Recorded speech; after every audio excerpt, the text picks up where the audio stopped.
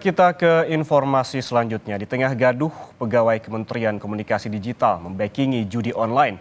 Kini pemerintah justru mengangkat TikTokers Gunawan alias Sadbor asal Sukabumi, Jawa Barat menjadi duta anti judi online. Kapolri Jenderal Listio Sigit Prabowo bilang pengangkatan Sadbor merupakan jawaban Polri mengenai tudingan soal perbedaan perlakuan masyarakat dengan influencer.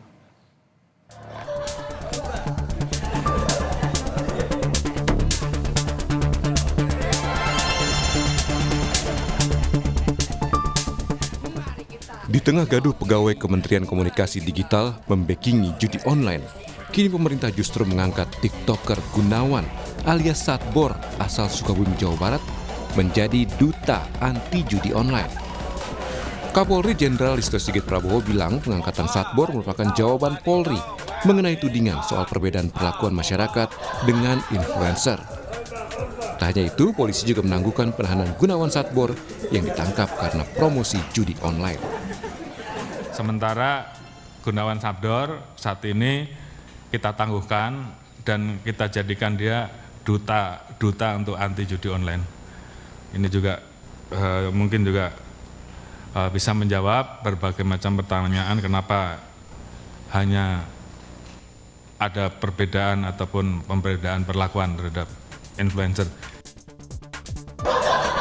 Kasih Humas Polres Sukabumi menyebut penangguhan penanganan Gunawan Sadbor dikeluarkan sejak hari Jumat 8 November 2024. Dari kasus ini, pihak Sadbor dan keluarga mengajukan penangguhan penahanan dan dikabulkan.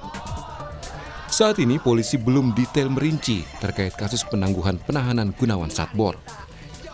Telah dilakukan penangguhan penahanan oleh Satreskrim Polres Sukabumi sejak hari Jumat tanggal 8 November 2024. Untuk penangguhan penahanan tersebut, memang ini sudah diatur dalam KUHP, di mana hal ini dapat dilakukan apabila ada permohonan dari tersangka. Sedangkan dalam kasus Sadbor ini, permohonan penangguhan penahanan dilakukan oleh tersangka dan keluarganya. Demikian. Kasus judi online melonjak sejak 4 tahun terakhir, tahun 2020 hingga 2024, masing-masing 5,6 juta, kemudian meningkat tajam mencapai 43,6 juta, 104,8 juta, naik terus mencapai 168 juta. Dan di tahun 2024 sejak Januari hingga Juli, jumlahnya mencapai 117 juta kasus.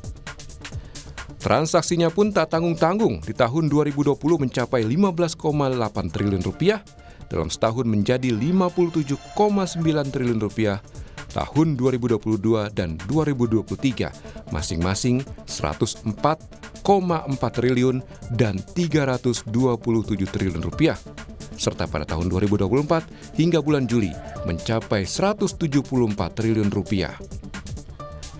Pakar Hukum Pidana Universitas Pelita Harapan, Jamin Ginting menyebut pemberantasan judi online membutuhkan komitmen tegas dari Kapolri.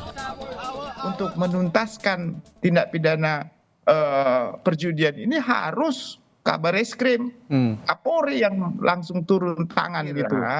Ini sudah menjadi masif ya, harus diperhatikan sama pemerintah. Jangan sampai nanti rakyat kita ini jatuh seperti narkoba gitu ya. Jadi harus ditindak benar-benar ini. Pasalnya banyak sebenarnya Mas. Tadi katakan ada pasal 27 ITE, ada 303. Konten kreator asal Sukabumi yang populer dengan nama akun Sadbor ditangkap dan ditetapkan sebagai tersangka. Gunawan sebagai pemilik akun Sadbor diduga terima gift dan promosikan situs judi online. Jeratan judi online menjadi tantangan besar di era digital. Selain edukasi, penegakan hukum yang kuat diharapkan bisa menjadi langkah preventif mencegah masifnya judi online di Indonesia. Tim Liputan Kompas TV.